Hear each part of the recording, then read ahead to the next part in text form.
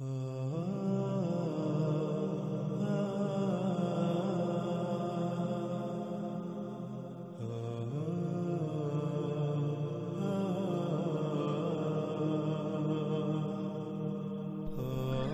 اللہ صلی اللہ علیہ وآلہ وسلم سے پوچھا گیا، اور کس تیز رفتاری سے وہ کام کرے گا زمین میں، یعنی زمین میں اس کی تیز رفتاری کیا ہوگی؟ تو رسول اللہ صلی اللہ علیہ وآلہ وسلم نے جواب دیا، جیسے غیث، وہ بھی اس کے لیے ناکافی ہوگا جیسے وہ بارش جسے دھکیلتی ہے پیچھے سے ہوا۔ ناظرین، ہم اس روایت کے پہلے حصے پر اپنی پچھلی قسط میں بات کر چکے ہیں، اور روایت کے اس اگلے حصے کو سمجھنے کے لیے ہم اس میں استعمال ہونے والے الفاظ پر ایک بار نظر دوڑاتے ہیں۔ اس میں ایک لفظ استعمال ہوا ہے اسراء۔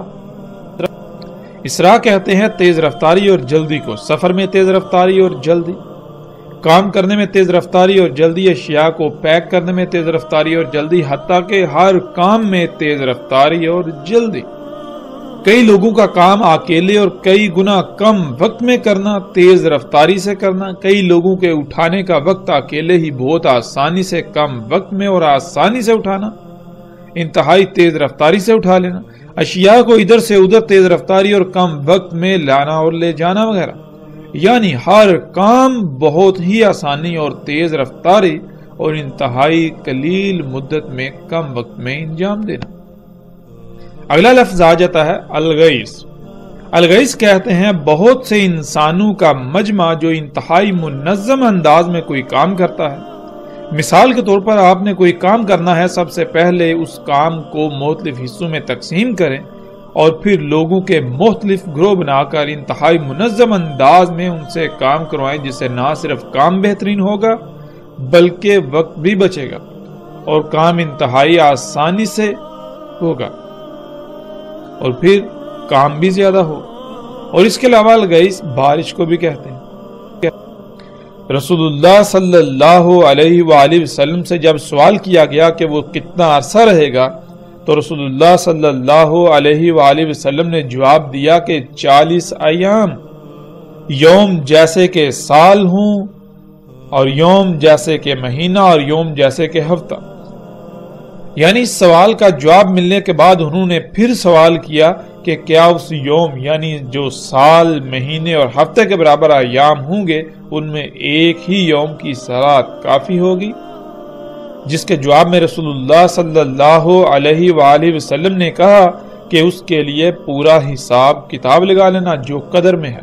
قدر کہتے ہیں بہت باریکی سے پورے حساب کتاب، علم و حکمہ کے ساتھ کوئی کام انجام دینا، رائے برابر بھی فرق نہ چھوڑنا۔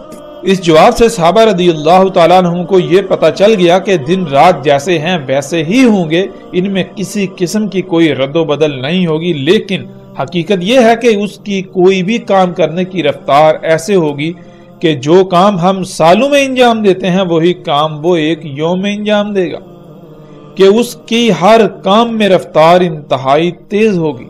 جب صحابہ پر یہ بات واضح ہوئی تو تب انہوں نے دجال کی تیز رفتاری کا سوال کیا کہ وہ کس تیز رفتاری سے کاموں کو انجام دے گا۔ صحابہ رضی اللہ تعالیٰ عنہ نے رسول اللہ صلی اللہ علیہ وآلہ وسلم سے سوال کیا اور کیا اسراء ہوگی اس کی زمین میں، یعنی وہ ہر کام کس تیز رفتاری سے کرے گا؟ تو اس کے جواب میں رسول اللہ صلی اللہ علیہ وآلہ وسلم نے کہا جیسے الغیث، یعنی جیسے انسانوں کا مجموعہ کسی کام کو آپس میں تقسیم کر کے بہت منظم انداز میں انجام دیتا ہے ویسے ہی کرے گا، وہ بھی اس کے لیے ناکافی ہوگا۔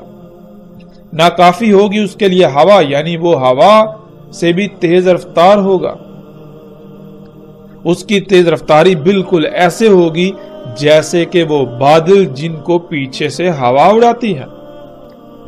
ناظرین، یہاں ایک اور لفظ پر ہم بات کرتے ہوئے آگے بڑھتے ہیں اور وہ لفظ ہے یوم۔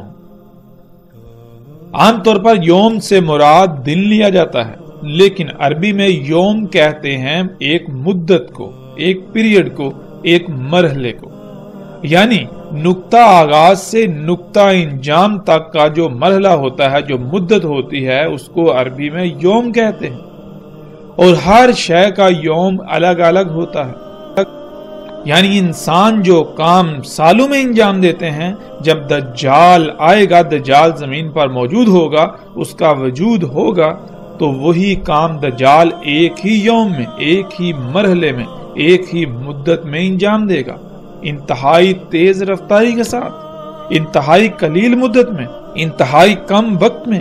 رسول اللہ صلی اللہ علیہ وآلہ وسلم کا یہ کہنا کہ اس کا یوم جیسے کہ سال، اور اس کا یوم جیسے کہ مہینے، اور اس کا یوم جیسے کہ ہفتے، اور باقی ایام جیسے کہ تمہارے ایام۔ یعنی جب دجال نہیں ہوگا تو تب انسان جو کام سالوں میں انجام دیں گے، وہی کام جب دجال آئے گا، دجال زمین پر موجود ہوگا، اس کی ابتدا ہوگی، اس کا پہلا یوم ہوگا، تو اسی کام کو وہ ایک ہی یوم، ایک ہی مرحلے میں انجام دے گا، انتہائی تیز رفتاری اور انتہائی کم مدت میں۔ وہ انسانوں کو اپنی اتباع کی دعوت دے گا، اپنے آپ کو رب بنانے کی دعوت دے گا، تو انسان جب اس کی دعوت کو تسلیم کرتے ہوئے اس کو اپنا رب بنا لیں گے، تو پھر پہلے جو کام انسان سالوں میں کیا کرتے تھے، وہی کام اب انسان ایک ہی یوم میں کریں گے، ایک ہی مرحلے، ایک ہی مدت میں کریں گے۔ یعنی انسانوں کی رفتار دجال کو رب بنا لینے سے تیز ہو جائے گی، اور دجال اسی پر اکتفا نہیں کرے گا، بلکہ اس میں مزید جدت آئے گی۔ اس کا اگلا یوم، اس کا اگلا پیریڈ، اگلا مرحلہ یہ ہوگا کہ جب انسان اس کو رب بنانے کے باوجود جو کام مہینوں میں کریں گے، دجال اسی کام کو ایک یوم میں کرے گا۔ تو پھر ایسا ہوگا کہ انسان جو کہ دجال کو پہلے ہی رب بنا چکے ہوں گے، تو انسانوں کی رفتار بھی تیز ہو جائے گی۔ تو جو کام وہ پہلے انتہائی تیز رفتاری کے باوجود مہینوں میں کرتے تھے، پھر ان کی رفتار مزید بڑھنے سے وہی کام وہ ایک ہی یوم میں کرنا شروع کر دیں گے، اور دجال اسی پر اکتفا نہیں کرے گا، یعنی دجال کا اگلا یوم آئے گا، دجال کا اگلا مرحلہ آئے گا۔ تو جو کام دجال کو رب بنانے کے باوجود انسان انتہائی تیز رفتاری کے باوجود مہینوں میں انجام دیں گے، دجال وہی کام ایک ہی یوم، ایک ہی مرحلے میں انجام دے گا۔ انسان جو کہ دجال کو پہلے ہی رب بنا چکے ہوں گے، تو اس وجہ سے انسانوں کی رفتار بھی مزید تیز ہو جائے گی۔ تو پھر اس تیز رفتاری کے باوجود جو کام انسان ہفتوں میں انجام دیں گے، وہی کام دجال ایک یوم میں انجام دے گا۔ کیونکہ انسان دجال کو رب بنا چکے ہوں گے، تو اس وجہ سے انسانوں کی رفتار بھی مزید تیز ہو جائے گی، جس سے پھر دجال اور انسانوں کی تیز رفتاری کا فرق مٹ جائے گا۔ یعنی پوری دنیا دجال سے بھر جائے گی، اور پوری دنیا میں انسان کی بجائے دجال ہی کام کرے گا۔ اور دجال کیا ہے وہ ہم جان چکے ہیں، اور اگر ہم اس بات کو ایک لمحے کے لیے نظر انداز کر بھی دیں تو ناظرین غور کریں کہ آج وہ کون سی شے ہے، یا پھر کیا آج کام انتہائی تیز رفتاری سے ہو رہے ہیں؟ اگر ہو رہے ہیں تو وہ کون سی شے ہے، وہ کون سی چیز ہے جس کی وجہ سے کام انتہائی تیز رفتاری سے ہو رہے ہیں؟ وہی کام جو انسان پہلے سالوں میں کرتا تھا، پھر اس کے پاس ایسی صلاحیت آئی کہ اس نے وہی کام مہینوں میں کرنا شروع کر دیے۔ پھر اس تیز رفتاری کے باوجود انسان جو کام مہینوں میں انجام دیتا تھا، وہی ہفتوں میں، پھر مزید انتہائی تیز رفتاری کے باوجود جو کام ہفتوں میں انجام دیتا تھا، وہی کام ایک ہی یوم میں انجام دینا شروع کر دیا۔ اور پھر آج پوری دنیا میں سب کے سب کام انتہائی تیز رفتار ہو چکے۔ انسانوں کی اپنی کوئی اہمیت و حیثیت رہی ہی نہیں۔ اگر کسی شے کی اہمیت و حیثیت ہے تو وہ اسی کی جس کی وجہ سے پوری دنیا میں اتنی جدت اور تیز رفتاری آ چکی ہے۔ اور وہ کیا شے ہے آج ہم اپنی آنکھوں سے دیکھ رہے ہیں۔ ان اشیاء کو آج ہم مشینیں کہتے ہیں۔ مشین کسے کہتے ہیں؟ مشین کہتے ہیں ایسے آلے کو یا ایسی شے کو جو انسان کے لیے نہ صرف سہولت و آسانی پیدا کر دے، بلکہ وہ ہر کام کو انتہائی تیز رفتاری کے ساتھ کرے۔ وہ کام جو کئی انسان مل کر کرتے ہیں وہی کام وہ انتہائی آسانی سے انتہائی کم مدت میں کم وقت میں اکیلے ہی انجام دے دے، اکیلے ہی کرے۔ اور پھر یہی نہیں، آج انسان انہی مشینوں کو اپنے لیے فائدہ مند سمجھتے ہیں، اپنے لیے مسیحا سمجھتے ہیں، لیکن کیا یہ مسیحا ہے؟ کیا حقیقت یہی ہے؟ انسان ان مشینوں کا صرف ایک ہی پہلو، ایک ہی روح دیکھتے ہیں، وہ روح جو انہیں فائدہ مند نظر آتا ہے، لیکن اس کا دوسرا روح اسے یکسر نظر انداز کر دیتے ہیں۔ اس کا دوسرا پہلو یکسر نظر انداز کر دیتے ہیں، وہ پہلو جس پر ہم گزشتہ ایک ساتھ میں کچھ گفتگو کر چکے ہیں اور آئندہ ایک ساتھ میں بھی مزید تفصیل کے ساتھ گفتگو کریں گے کہ انہی مشینوں کو ایسے پوری دنیا فساد سے بھر چکی ہے، زمین و آسمان فساد زدہ ہو چکے ہیں، دنیا میں کوئی ایک بھی مخلوق ایسی نہیں جو فساد سے پاک ہو، جو طرح طرح کی تباہیوں، مصیبتوں اور تکالیف کا سامنا نہ کر رہی ہو، انہی مشینوں کی وجہ سے۔ اور یہ پہلو جس سے انسان یکسر غافل ہے، جس کو یکسر نظر انداز کیے ہوئے ہیں، اسی کی وجہ سے پوری دنیا زلزلوں کی لپیٹ میں ہے، سیلابوں کی لپیٹ میں ہے، طرح طرح کی بیماریوں کی لپیٹ میں ہے، طرح طرح کی مصیبتوں، تکلیفوں اور ہلاکتوں کی لپیٹ میں ہے۔ اس کے باوجود انسان اسے اپنے لیے مسیحا سمجھتے ہیں۔ اور ناظرین، آج ہم دیکھیں کہ کیا انہی مشینوں کی وجہ سے ہر کام انتہائی تیز رفتاری اور کم وقت میں نہیں ہو رہا؟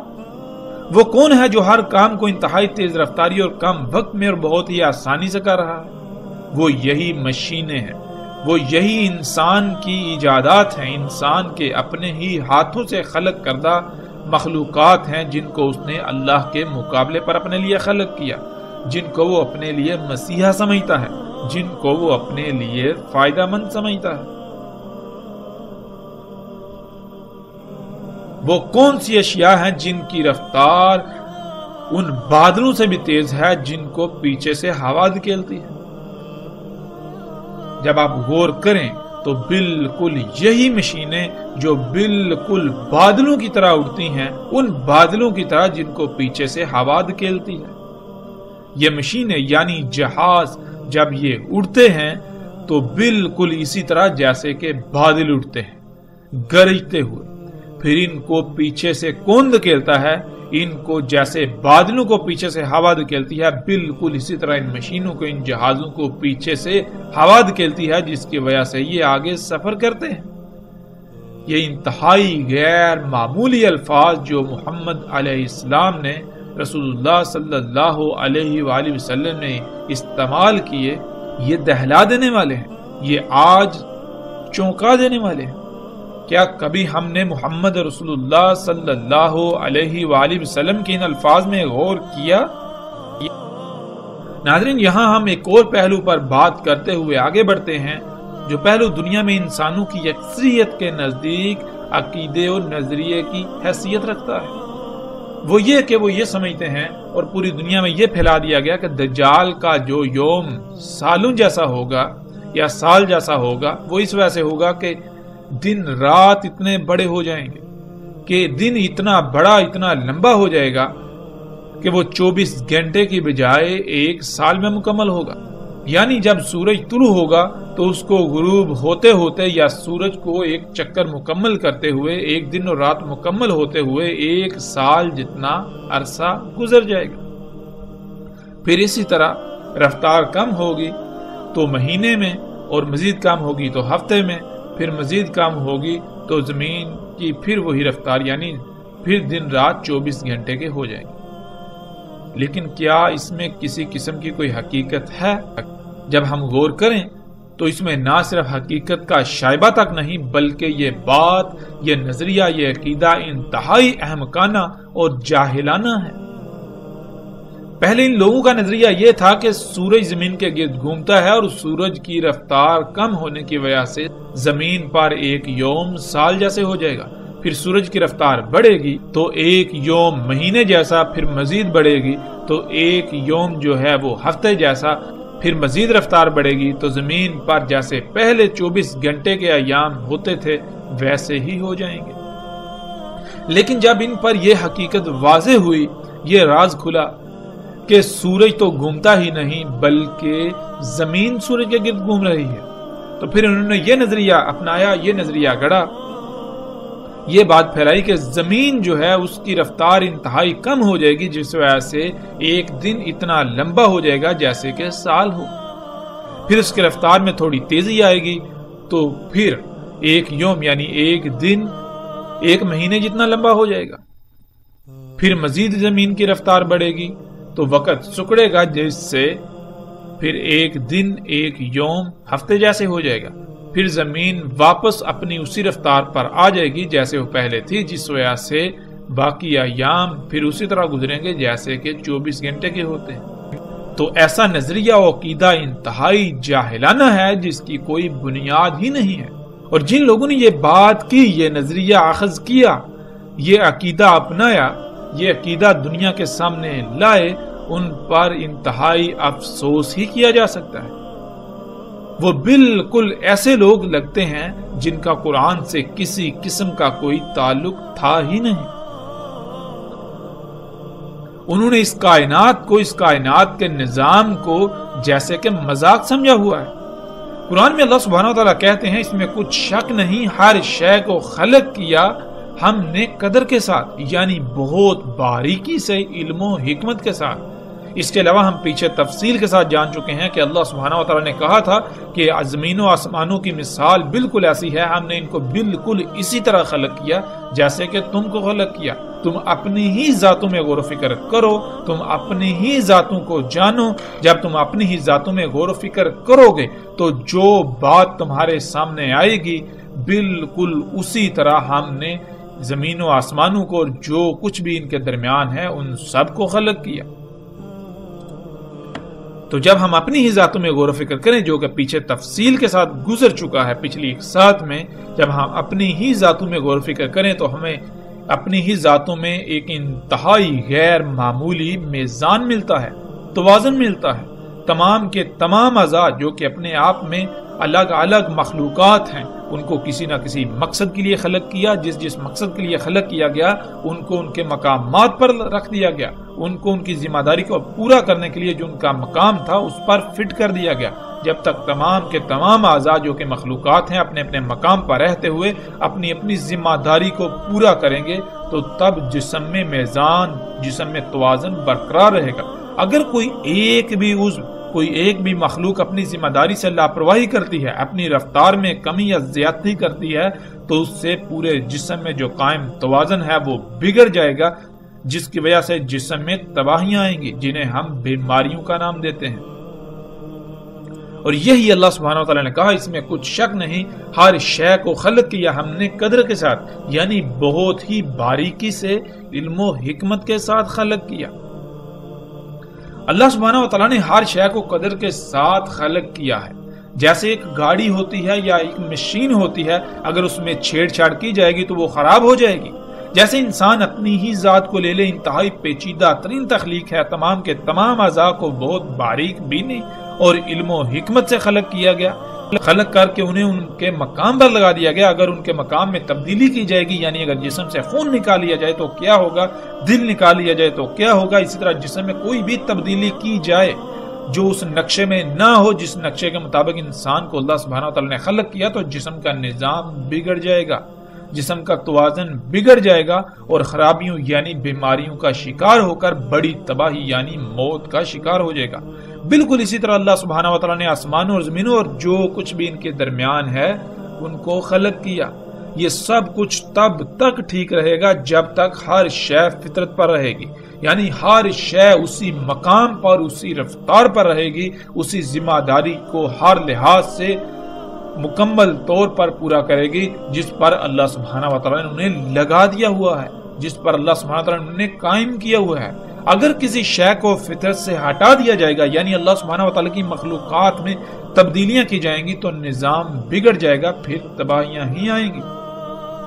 پھر اسی طرح اللہ سبحانہ وتعالی سورہ روم کی آیت نمبر 30 میں کہتے ہیں، نہیں ہے تبدیلی اللہ کی خلق کے لیے، یعنی نہیں تبدیل کیا جا سکتا اللہ کی خلق کو۔ اللہ کی خلق تبدیلی کی متحمل ہے ہی نہیں۔ مطلب یہ کہ اگر آپ اللہ سبحانہ و تعالیٰ کی خلق جیسے اللہ سبحانہ و تعالیٰ نے کسی شے کو خلق کر دیا، اگر آپ اس میں کسی قسم کی تبدیلی کریں گے، اس میں کسی قسم کی رد و بدل کریں گے تو وہ شے ٹھیک نہیں رہے گی، اس میں توازن برقرار نہیں رہے گا، اس کا توازن بگڑ جائے گا، نتیجتاً وہ شے تباہی کے دہانے پر پہنچ جائے گی اور تباہ ہو جائے گی۔ اور پھر یہ بھی کہ اللہ سبحانہ و تعالیٰ اپنی سنت یعنی اپنی طریقے میں تبدیلی نہیں کرتا۔ اللہ سبحانہ و تعالیٰ نے تمام مخلوقات کو جیسے خلق کیا اور جس مقام پر رکھ دیا، جس لائن پر لگا دیا، اس میں رائی برابر بھی تبدیلی کی کوئی گنجائش نہیں۔ اللہ سبحانہ و تعالیٰ نے اپنی خلق میں تبدیلی کی گنجائش رکھی ہی نہیں۔ اللہ کی خلق تبدیلی کی متحمل ہے ہی نہیں۔ اگر تبدیلی کی جائے گی تو اللہ کی خلق پھر ٹھیک نہیں رہ سکتی، اس میں خرابیاں ہوں گی اور آخر کار وہ تباہ ہو جائے گی۔ اگر زمین اپنی رفتار میں ذرہ بھی کمی کرے تو پورے آسمان دنیا کا نظام بگڑ جائے گا، کیونکہ اللہ سبحانہ و تعالیٰ نے قرآن میں واضح کر دیا کہ اللہ سبحانہ و تعالیٰ نے میزان یعنی توازن قائم کیا ہوا ہے۔ جیسے گھڑی کی سیکنڈ والی سوئی کی رفتار کم یا زیادہ کر دی جائے تو اس سے منٹ اور گھنٹے کی سوئیاں بھی اسی رفتار سے تیز یا کم ہو جاتی ہیں، کیونکہ ان کا آپس میں بہت گہرا تعلق ہوتا ہے۔ بالکل اسی طرح ہمارا نظام شمسی اور اس کا ہماری کہکشاں سے، پھر ہماری کہکشاں کا پوری کائنات سے انتہائی گہرا تعلق ہے، انتہائی گہرا مضبوط مربوط ربط قائم ہے۔ اگر زمین اپنی رفتار میں کوئی رد و بدل کرتی ہے تو لامحالہ پورے آسمان دنیا، جس کا ہم ادراک بھی نہیں کر سکتے، کا توازن بگڑ جائے گا اور ہر شے تباہ ہو جائے گی، سیارے اور ستارے آپس میں ٹکرا جائیں گے۔ تو اس کے باوجود اگر کوئی انسان، اگر کوئی شخص ایسا عقیدہ و نظریہ رکھتا ہے کہ دن اتنا لمبا ہو جائے گا کہ سال جتنا لمبا ہو جائے گا، تو ایسے انسان کی عقل پر ماتم ہی کیا جا سکتا ہے۔ اور جب ہم قرآن میں غور و فکر کریں تو اللہ سبحانہ و تعالیٰ قرآن میں کیا کہتے ہیں؟ قرآن میں اللہ سبحانہ و تعالیٰ دیکھیں تو اس آیت میں کہتے ہیں، اور سلمان کے لیے ہوا، اس کا صبح کا جانا، صبح کا کام، صبح کا سفر 1 مہینے کا، اور واپسی شام کا جانا یا شام کا کام وغیرہ 1 مہینے کا۔ ناظرین، اس آیت میں جو الفاظ استعمال ہوئے ان میں 2 الفاظ ایسے ہیں جن کو جاننا بہت ضروری ہے، غدو اور رواح۔ غدو کسے کہتے ہیں؟ غدو کہتے ہیں کہ جب صبح اندھیرا چھٹ کر روشنی ہو جاتی ہے، اس وقت سے لے کر سورج کے طلوع ہونے تک کا سفر۔ پھر اسی طرح رواح، رواح کہتے ہیں کہ سورج ڈھلنے سے لے کر، یعنی جب سورج ڈھل جاتا ہے اس کی روشنی بالکل مدھم پڑ جاتی ہے، زمین پر ٹھنڈک کا احساس ہونا شروع ہو جاتا ہے، اس وقت سے لے کر سورج کے غروب ہونے تک کا وقت۔ اگر پوری دنیا میں دیکھا جائے تو پوری دنیا میں جو زیادہ سے زیادہ غدو اور رواح بنتا ہے وہ 1 آدھے گھنٹے سے زیادہ وقت کا نہیں بنتا۔ اگر آپ زیادہ سے زیادہ چھلانگی لگائیں گے تو آپ 2 گھنٹے سے اوپر جا سکتے ہی نہیں۔ قرآن میں اللہ سبحانہ تعالیٰ کہتے ہیں کہ سلیمان علیہ السلام کا غدو 1 مہینے کا اور رواح 1 مہینے کا۔ سلیمان علیہ السلام کا لافہ اس جگہ پر تھا جسے آج دنیا اردن کے نام سے جانتی ہے۔ پوری دنیا میں غدو اور رواح کا وقت الگ الگ نکلتا ہے۔ بیت المقدس میں پورے سال کا اوسطاً اگر غدو اور رواح کا وقت حساب کتاب کر کے نکالا جائے تو غدو 2 گھنٹے یا اس سے بھی کم وقت کا، اور اسی طرح رواح بھی 2 گھنٹے یا اس سے کم وقت کا ہی نکلتا ہے۔ یعنی سلیمان علیہ السلام کے 2 گھنٹے زمین پر باقی تمام انسانوں اور ہمارے 1 مہینے کے برابر تھے۔ یوں سلیمان علیہ السلام کا 1 یوم ہمارے 1 سال کے برابر تھا۔ اب ایسا ہرگز نہیں تھا کہ باقی انسانوں پر 1 سال مکمل ہو جاتا تو سلیمان علیہ السلام پر صرف 1 دن اور رات گزرتا، یا سلیمان علیہ السلام پر محض زیادہ سے زیادہ 2 گھنٹے گزرتے اور باقی انسانوں پر 1 مہینہ گزر جاتا، بلکہ سلیمان علیہ السلام کو اللہ سبحانہ وتعالی نے جو اسباب دیے تھے، جو ٹیکنالوجی ان کے پاس تھی، اس ٹیکنالوجی سے سلیمان علیہ السلام ایک کام 1 یوم میں مکمل کر لیتے تھے، اور وہی کام باقی انسان 1 سال یا اس سے بھی زائد عرصے میں مکمل کر پاتے ہیں۔ جو کام ان اسباب کی وجہ سے سلیمان علیہ السلام محض زیادہ سے زیادہ 2 گھنٹے میں انجام دے لیتے تھے، پورا کر لیتے تھے، وہی کام باقی انسان 1 مہینے یا اس سے بھی زائد مدت میں پورا کرتے تھے۔ دن اور رات سلیمان علیہ السلام کے لیے بھی 24 گھنٹے کی ہی تھے، جیسے کہ باقیوں کے لیے تھے۔ ناظرین، جیسے جیسے رفتار بڑھتی جاتی ہے وقت سکڑتا جاتا ہے، اور جیسے جیسے رفتار کم ہوتی ہے وقت لمبا ہوتا جاتا ہے۔ مثال کے طور پر اگر آپ پیدل کہیں جاتے ہیں اور آپ کو پیدل وہ سفر کرنے میں 1 مہینہ لگتا ہے، اب ایک دوسرا انسان وہ دجال کے گدھے پر یا اس دابے پر سوار ہو کر جاتا ہے تو وہ وہی سفر محض چند گھنٹوں میں یا چند منٹوں میں طے کر لے گا، تو اس کے چند گھنٹے آپ کے 1 مہینے کے برابر ہو گئے۔ جو کام آپ نے 1 مہینے میں کیا وہی کام اس دوسرے شخص نے محض چند گھنٹوں میں کر لیا۔ ناظرین، ایسا کیوں اور کیسے ہوا؟ آپ نے جو سفر کیا آپ کی رفتار بہت کم تھی، جس کی وجہ سے آپ کو منزل تک پہنچنے میں 1 مہینہ لگا۔ اگر آپ کی رفتار جو تھی اس سے بھی کم ہو جائے تو آپ کو پھر مزید اور زیادہ وقت لگے گا۔ آپ کی رفتار کم تھی جس وجہ سے آپ کو اتنا وقت لگا، لیکن آپ کی بجائے جو دوسرا شخص تھا، دوسرا انسان تھا جس نے دجال کے گدھے کو اختیار کیا، جس نے مشین کو اختیار کیا، وہ محض چند گھنٹوں میں وہی سفر طے کر گیا۔ اس لیے کیونکہ اس کی رفتار آپ سے کئی گنا زیادہ تھی۔ جیسے جیسے رفتار بڑھتی ہے وقت سکڑتا چلا جاتا ہے، اور اگر کسی انسان کے پاس ایسی ٹیکنالوجی ہو جس سے اس کی رفتار اتنی بڑھ جائے کہ جو وقت کی رفتار سے تجاوز کر جائے تو اس کے لیے وقت تھم جائے گا، وہ انسان کوئی بھی کام بغیر وقت کے گزرے کر سکے گا۔ ناظرین، اب ان سب حقائق کے باوجود اگر کوئی شخص پھر بھی یہ کہے کہ دجال کا جو یوم سال کے برابر ہوگا یا مہینے کے برابر یا ہفتے کے برابر ہوگا، وہ اس وجہ سے ہوگا کہ دن رات اتنا لمبے ہو جائیں گے، اور اگر پھر بھی اس سب کے باوجود یہ بات مان لی جائے تو پھر رسول اللہ صلی اللہ علیہ وآلہ وسلم نے یہ کیوں کہا کہ اس کا یوم تمہارے سال جیسا ہوگا؟ مطلب یہ کہ اس کا یوم الگ ہے، اس کے یوم کی کیلکولیشن حساب کتاب الگ ہے، اور تمہارے یوم تمہارے ایام کا حساب کتاب الگ ہے۔ تمہارے ایام کا حساب کتاب جو کہ یہ دن رات 24 گھنٹے کے ہیں یہ بھی موجود رہے گا، اور اس کا یوم بھی موجود ہوگا، دونوں موجود ہوں گے، اور دونوں کا آپس میں تقابل اگر کیا جائے تو اس کا یوم تمہارے 1 سال جیسا ہوگا۔ اس سے جو بات ہر لحاظ سے سامنے آتی ہے وہ یہی ہے کہ کوئی ایسی شے زمین پر آئے گی، ایسی شے سامنے آئے گی، ایسی شے ایجاد ہوگی جس سے رفتار انتہائی تیز ہو جائے گی۔ رفتار کے بڑھنے سے، رفتار کے تیز ہونے سے وقت سکڑ جائے گا۔ جو کام تم پہلے سالوں میں انجام دیتے وہی کام تم بہت کم مدت میں 1 ہی یوم میں انجام دے لو۔ اور ناظرین، آج جب ہم غور و فکر کریں تو وہ کون سی شے ہے جس کی وجہ سے یہ سب کچھ ممکن ہوا؟ جو کام انسان پہلے سالوں میں کرتے تھے آج وہی کام انتہائی تیز رفتار سے، انتہائی آسانی سے، انتہائی کم وقت میں کیا جا رہا ہے۔ وہ یہی مشینیں ہیں، وہ یہی ایجادات ہیں، وہ تمام کی تمام اشیاء، وہ تمام کی تمام اشیاء جن کو انسان نے اللہ کے مقابلے پر اپنے لیے خلق کیا، جنہیں وہ اپنے لیے مسیحا سمجھتا ہے، اپنے لیے فائدہ سمجھتا ہے، جن کی وجہ سے پوری دنیا انسان کے لیے جنت کا منظر پیش کر رہی ہے۔ جنت کہتے ہیں ایسی جگہ کو، ایسے مقام کو جہاں پر آپ کو طرح طرح کی سہولیات و آسائشیں و آسانیاں میسر ہوں، آپ کو مشقت نہ کرنی پڑے۔ تو آج پوری دنیا میں جب ہم غور و فکر کریں تو مشقت انسان کی بجائے دجال یعنی یہی مشینیں کر رہی ہیں، انسان کو مشقت کرنا ہی نہیں پڑ رہی۔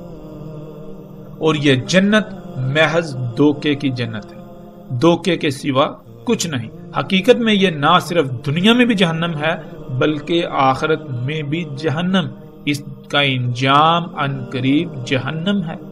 یہ دنیا جو اس وقت جنت کا منظر پیش کر رہی ہے، عنقریب یہ اسی ٹیکنالوجی کی وجہ سے، انہی ایجادات کے دوسرے پہلو کی وجہ سے، جو پہلو انسانوں سے چھپا ہوا ہے یا جان بوجھ کر چھپا دیا گیا، اس کی وجہ سے عن قریب جہنم میں بدل جائے گی۔ ناظرین، اسی روایت کے اگلے حصے میں رسول اللہ صلی اللہ علیہ وآلہ وسلم نے کہا، پس آئے گا قوم پر یعنی لوگوں پر، پس انہیں دعوت دے گا، یعنی کہ مجھے اپنا رب بناؤ، انسان کی انہی خلق کردہ طرح طرح کی اشیاء سے اپنی ضروریات پوری کرو، ان سے اپنی حاجات پوری کرو، انہی پر توکل کرو، اپنے تمام کاموں کے لیے، اپنے ہر عمل کے لیے انہی مشینوں پر، انہی ایجادات پر، انہی اشیاء پر انحصار کرو۔ پس وہ اس کی اس دعوت کو تسلیم کر کے اسی کے ساتھ اپنے اعمال کو انجام دیں گے اور اس کی اس دعوت کو قبول کر لیں گے، اس کو قبول کر لیں گے۔ جب ایسا ہوگا تو پس امر کیا جائے گا آسمان کو، پس وہ برسے گا، اور اسی سے امر کیا جائے گا زمین کو، ارض کو، پس وہ اس امر سے اگائے گی۔ ناظرین، اس کی دعوت کیا ہے، کیسے دعوت دیتا ہے، اس کا ذکر دجال کے راس والی روایت میں گزر چکا، اور جو اس کی دعوت کو قبول کرتے ہیں، یعنی اللہ پر توکل کی بجائے ٹیکنالوجی پر، انہی ایجادات پر، انہی اشیاء پر توکل کرتے ہیں، تو ان کے لیے آسمان کو کیسے حکم دیا جاتا ہے بارش کا، اور کیسے برستی ہے، اس کا جواب جاننے کے لیے ہم پہلے ایک بنیادی بات کو سمجھ لیتے ہیں۔ اللہ سبحانہ و تعالیٰ نے قرآن میں، اپنی کتاب میں، جو کہ اللہ کی یہ کائنات ہے، اس میں بار بار غور و فکر کرنے کا حکم دیا، اپنی آیات میں بار بار غور و فکر کرنے کا حکم دیا، جو کہ اللہ کی تمام کی تمام مخلوقات ہیں، اور قرآن کھول کھول کر یہ بات واضح کرتا ہے کہ آسمانوں اور زمینوں میں جو کچھ بھی ہے، سب کا سب اللہ کی آیات ہیں، ان سب میں غور و فکر کرنے کا حکم دیتا ہے۔ جب تک ہم غور و فکر نہیں کریں گے، تب تک ہم پر یہ واضح نہیں ہوگا کہ اگر دجال آسمان کو بارش برسانے کا حکم دے گا تو وہ کیسے دے گا، اور پھر جب ہمارے پاس علم نہیں ہوگا تو ہمارے لیے سوائے گمراہی کی اور کوئی راستہ نہیں ہوگا۔ ہم لاکھ یہ دعوے کریں کہ ہم دجال کی غلامی نہیں کریں گے، ہم اس کی غلامی کو اختیار کر لیں گے اور ہمیں اس کا علم بھی نہیں ہوگا۔ ہم اپنے خیالاتی اور تصوراتی دجال کے انتظار میں رہیں گے، لیکن حقیقت میں ہم دجال کو اپنا رب بنا چکے ہوں گے۔ ہم میں ایمان کی رائے بھی نہیں ہوگی اور ہمیں اس کا اندازہ بھی نہیں ہوگا، ہم الٹا خود کو قوی مومن سمجھ رہے ہوں گے۔ علم نہ ہونے کی وجہ سے بے بنیاد اور باطل عقائد کو اپنے دماغ میں محفوظ رکھ کر نہ صرف خود گمراہ ہوں گے بلکہ دوسروں کی گمراہی کا بھی سبب بنیں گے۔ اس لیے اگر ہم چاہتے ہیں کہ ہم حقیقتاً ایسے اللہ پر ایمان لائیں جیسے کہ ایمان لانے کا حق ہے، تو ہمیں اللہ کی آیات میں غور و فکر کرنا پڑے گا۔ ہم اپنی ہی ذات میں غور و فکر کریں اور جانیں کہ اگر انسان کو کوئی حکم دیا جائے تو اس کا ذریعہ کیا ہوگا، انسان کو کوئی کام کرنے کا حکم کیسے دیا جاتا ہے۔ اس کے لیے جو بات کھل کر واضح ہوتی ہے وہ یہ کہ بنیادی طور پر انسان کو کسی کام کا حکم دینے کے لیے 3 طریقے ہیں۔ زبان سے حکم دیا جائے یعنی آواز کی صورت میں، لکھ کر حکم دینا، اشارے کے ذریعے حکم دینا۔ ان کے علاوہ کوئی چوتھا ذریعہ ایسا نہیں ہے کہ جو تمام انسانوں میں مشترک ہو۔ چوتھا یا اس سے زائد بھی ہو سکتے ہیں، لیکن وہ صرف انہی لوگوں کے لیے ہوں گے جن میں وہ قابلیت ہوگی اور انہوں نے محنت سے وہ قابلیت حاصل کی ہوگی، جیسے کہ اللہ کا قانون ہے۔ اب اگر آواز کی صورت میں یا لکھ کر کسی انسان کو کوئی حکم دیا جائے گا تو وہ بھی صرف اسی زبان میں ہی دیا جا سکتا ہے جو زبان وہ سمجھنے کی صلاحیت رکھتا ہے۔ یعنی ایسا نہیں ہے کہ آپ کو جو زبان آتی ہی نہیں، جس زبان کو آپ سمجھتے ہی نہیں، اس زبان میں آپ کو حکم دیا جائے تو پھر اگر ایسا کیا جائے گا تو اس حکم کا کوئی فائدہ نہیں ہوگا۔ ایسا حکم نہ دینے کے برابر ہوگا، اس کی حیثیت ایسے ہی ہوگی گویا کہ حکم دیا گیا ہی نہیں۔ مثال کے طور پر اگر آپ کی زبان اردو ہے تو آپ کو اردو میں ہی حکم دیا جائے گا، اور اگر حکم دینے والوں کو اردو نہیں آتی یا پھر آپ اردو کے علاوہ کوئی اور بات نہیں سمجھتے اور اس کی زبان کوئی اور ہے یا اس کا طریقہ کوئی اور ہے، تو پھر اس کے لیے سب سے پہلا کام یہ ہوگا کہ وہ کوئی ایسا ذریعہ حاصل کرے جس میں اس کی بات سمجھ کر آپ تک پہنچانے کی صلاحیت ہو، جسے ہم اردو میں ترجمان کہتے ہیں، کہ وہ اس کی زبان بھی سمجھتا ہو اور آپ کی بھی اور وہ انسان اس کے ذریعے سے آپ کو حکم دے گا۔ ایسے ہی مثال کے طور پر اگر آپ کو چائنیز نہیں آتی اور آپ کو چائنیز میں حکم دیا جائے تو کیا آپ سمجھ سکیں گے؟ سوال ہی پیدا نہیں ہوتا۔ بالکل اسی طرح آپ کسی جانور کو کوئی حکم دینا چاہیں تو اسی ذریعے سے حکم دیں گے جس ذریعے سے وہ جانور آپ کا حکم سمجھ سکے، نہ کہ آپ اپنی زبان میں جانور کو حکم دینا شروع کر دیں گے۔ جب وہ آپ کا حکم سمجھے گا تو اس پر عمل کر پائے گا، ورنہ عمل کا تو سوال ہی پیدا نہیں ہوتا۔ ایسا ہرگز نہیں ہے کہ آپ اپنی زبان سے کسی جانور کو کچھ کہیں تو وہ فوری اس پر عمل کرے گا، نہیں، بلکہ جو بھی جانور ہے وہ جس طرح حکم سمجھنے کی صلاحیت رکھتا ہے اسی طریقے سے اسے حکم دیا جائے گا۔ بالکل اسی طرح اللہ کی تمام مخلوقات کا معاملہ ہے۔ اللہ سبحانہ و تعالیٰ نے یہ قانون بنا دیا، اسی قانون کے مطابق اللہ سبحانہ و تعالیٰ اس پوری کائنات کا نظام چلاتے ہیں، اسی قانون کے مطابق اللہ سبحانہ و تعالیٰ تمام مخلوقات کو امر کرتے ہیں۔ یہی اللہ سبحانہ و تعالیٰ کا قانون ہے، یہی اللہ سبحانہ و تعالیٰ کی سنت یعنی طریقہ ہے، اور اللہ سبحانہ و تعالیٰ خود بھی اپنی سنت کے خلاف کام نہیں کرتا۔ یہ اللہ سبحانہ و تعالیٰ کا قانون ہے۔ دجال آسمان کو حکم دے گا تو آسمان بارش برسائیں گے۔ آسمان فضا کو کہتے ہیں، اگر وہ اس فضا کو حکم دے گا جس فضا سے اللہ سبحانہ و تعالیٰ بارشیں برساتے ہیں تو اسی طرح امر کرنا پڑے گا جیسے اللہ سبحانہ و تعالیٰ امر کرتے ہیں۔ اور اللہ سبحانہ و تعالیٰ کے علاوہ کوئی بھی تب تک آسمانوں کو بارش کا حکم نہیں دے سکتا جب تک کہ اس کے پاس علم اور اسی طرح امر کرنے کی صلاحیت موجود نہ ہو۔ لیکن ایک بات جو قابل غور ہے، رسول اللہ صلی اللہ علیہ وآلہ وسلم نے کہا کہ دجال امر کرے گا آسمان کو بارش برسانے کا۔ اب اس امر کے پیچھے کون ہوگا وہ الگ بات ہے، لیکن جو براہ راست آسمان کو بارش کا امر کرے گا وہی دجال ہوگا۔ آسمان کو بارش برسانے کا حکم دینا تو پہلے وہ علم ہونا لازم ہے کہ کس طرح آسمان کو بارش کا حکم دیا جاتا ہے۔ اللہ سبحانہ و تعالیٰ نے بارش برسانے کا جو قانون بنا دیا اسی کے مطابق ہی بارش برسائی جا سکتی ہے۔ ایسا ہرگز نہیں کہ کوئی انسان یا کوئی بھی ہو وہ آسمان کو اللہ کے قانون کے علاوہ کسی اور طریقے سے حکم دے اور آسمان بارش برسائیں، ایسا ممکن ہی نہیں۔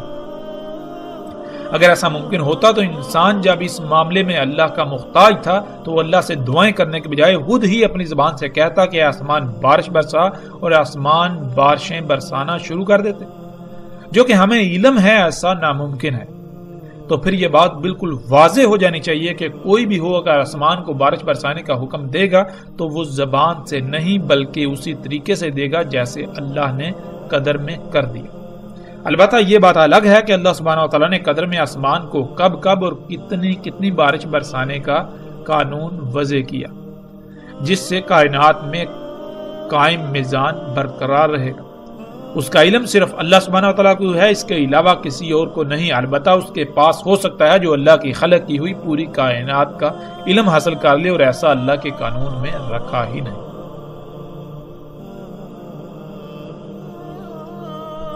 اب اللہ کے علاوہ جو کوئی بھی یہ صلاحیت حاصل کر لے گا جس سے بارشیں برسائی جا سکتی ہیں، تو جب وہ اپنی مرضی سے آسمان کو جب چاہے بارش برسانے کا حکم دے گا، امر کرے گا، تو اس سے ایسا قطعاً نہیں کہ کائنات میں کوئی خرابی نہ ہو۔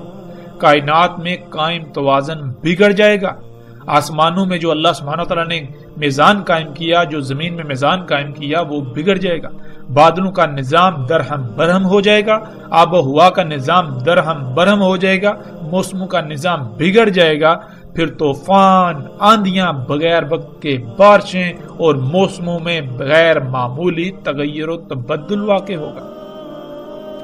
آج آسمان کو حکم دیا جا رہا ہے اور بارشیں برسائی جا رہی ہیں، اور یہ کیسے ممکن ہوا؟ اور کون ہے جو آسمان کو بارشیں برسانے کا حکم دیتا ہے؟ وہ یہی مشینیں ہیں، وہ یہی ٹیکنالوجی ہے جسے رسول اللہ صلی اللہ علیہ وآلہ وسلم نے دجال کہا، جسے آج ہم ہارپ کا نام دیتے ہیں، اور اس کے علاوہ ایک دوسرا طریقہ جسے کلاؤڈ سیڈنگ یعنی بادلوں کی بوائی کا نام دیا جاتا ہے۔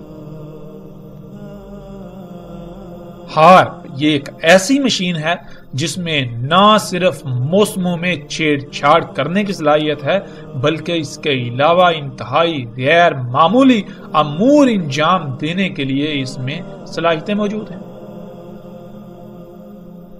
اور اس کے علاوہ جو دوسرا طریقہ ہے جس سے بارشیں برسائی جا رہی ہیں، یہ طریقہ انتہائی آسان اور سستا ترین طریقہ ہے۔ یہ 3 اشیاء یعنی سلور آیوڈائڈ، نمک، ڈرائی آئس یعنی جمی ہوئی کاربن ڈائی آکسائڈ گیس کے مرکب کو بذریعہ پمپوں یا جہاز سے فضا میں بلندی پر بادلوں کے مقام پر چھڑکا جاتا ہے، جس سے اس جگہ پر درجہ حرارت اتنا کم ہو جاتا ہے کہ وہاں بخارات پانی میں تبدیل ہو جاتے ہیں۔ سلور آیوڈائڈ اور نمک ان ٹھنڈے بخارات کو ایک دوسرے سے ملاتے ہیں جن سے قطرہ وجود میں آتا ہے اور زمین اسے اپنی طرف کھینچ لیتی ہے۔ یوں آج پوری دنیا میں بارشیں برسائی جا رہی ہیں۔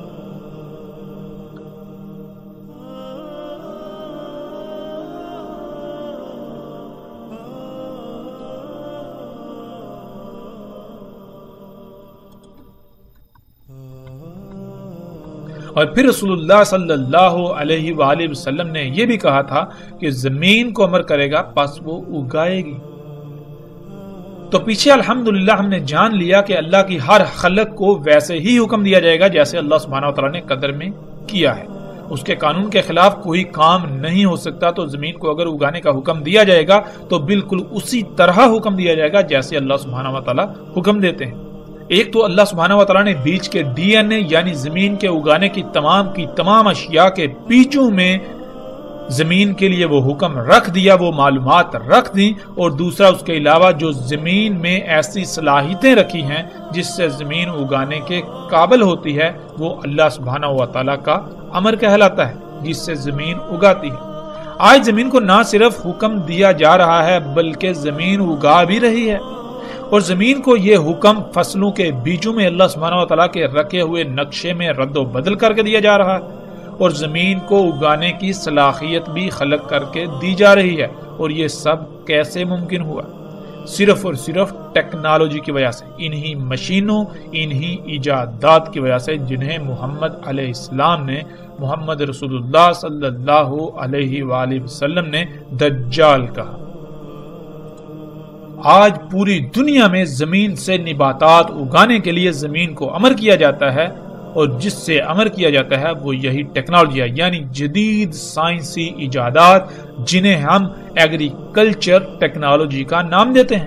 کھیتی باڑی میں موجودہ اور آئندہ آنے والے تمام کے تمام ذرائع جو غیر فطری ہیں، جن میں مختلف مشینری، کھادیں، ادویات، سپرے اور کئی قسم کے کیمیکلز اور جنیاتی بیج وغیرہ شامل ہیں۔